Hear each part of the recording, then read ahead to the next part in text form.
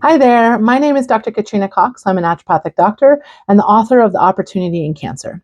I wanted to continue our series of videos on nutrition, and specifically, I wanted to talk about nutrition in terms of building energy after cancer recovery or in the cancer recovery space. This is a common concern. A lot of my patients and colleagues and friends come in looking for energy. It's something that lingers. Fatigue is something that lingers quite a lot after the diagnosis of cancer, but secondarily also to treatment.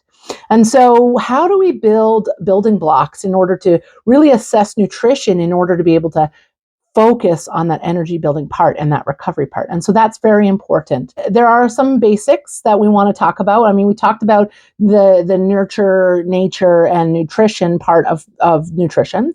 And what I wanted to talk about is the breakdown. So we did talk about how we want to stay away from fad diets and how we want to stay out of that narrow-minded way of thinking in terms of nutrition and lifestyles.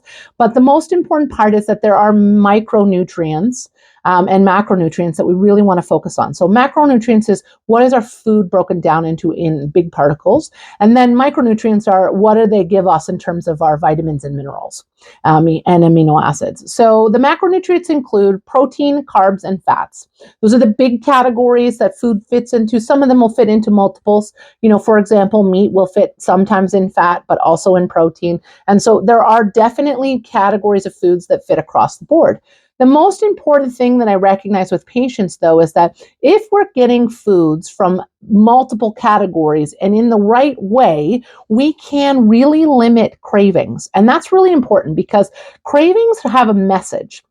There's a psychological component to cravings. There is a physiological component to cravings. And that's something that we really need to address because it reminds me of this case. There was this young woman, she was in her 30s, and she came to me and said, I hear sugar's bad and I can't stop craving it and I don't know what to do and I really want to get this turned around. And she was also experiencing extreme fatigue. And so I started talking to her about the physiology of the food choices. And so, yes, she had a sweet tooth and there was an emotional component that was associated with the cravings, but more importantly, she wasn't getting that full nourishing effect because she was skipping a lot of proteins. And so she was really into carbohydrates essentially. And she came to me thinking that she wanted to eat vegetarian. And I said, that's great. We can do a plant-based diet. That's never a problem. But the problem was her plant-based diet was not well-rounded. And so it wasn't the macronutrients of protein were not really being addressed. So she was leaning very heavily on carbs, so her blood sugars were going like this. And so then to get that instantaneous release of sugar and to get out of that cycle, her body would crave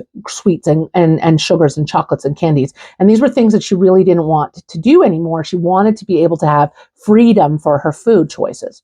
And so this is where understanding how those macronutrients are important, but not only that, understanding the timing and how to eat. Because in North America, a lot of times we can struggle with timing for foods because we don't always make time for eating. And so what that means is a lot of people will start to go back to work and they'll, start at 7 a.m. And this is classic. This happens to my husband a lot. He starts work at 6:30 in the morning. So he has to be up, dressed, get everything ready, make sure his lunch is packed, get his coffee or his hot drink or beverage and have breakfast all before he gets to work at 6:30. Well, by the time he gets home at 5 p.m. at night, he has to do it all over again. So when you can start to see he's eating over a 20-hour period by the time he gets dinner made and gets through the whole process of the day. And so that timing becomes very important.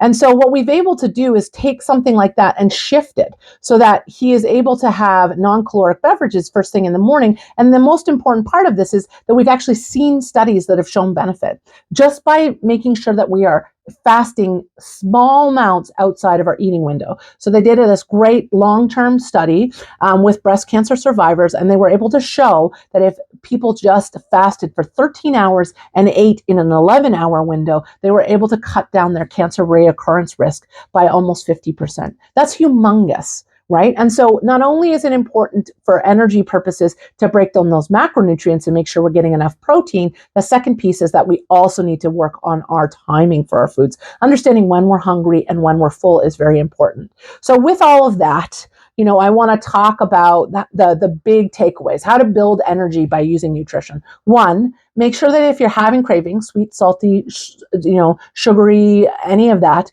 that you figure out where they come from.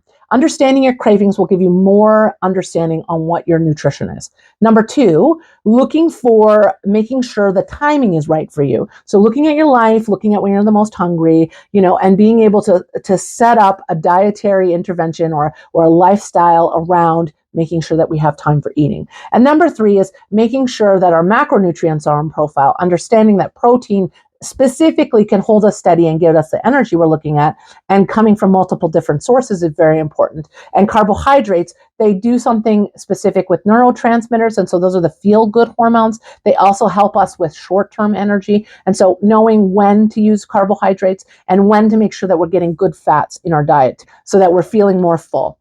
And so what I really want you to do is really connect with your nutrition. Check out cancerremissionmission.com. We are going to start doing a program, and nutrition is going to be one of those bases. And there will even be some recipes attached to on our website that you can get. So we'd love to see you more. Check us out on social. Talk to you soon.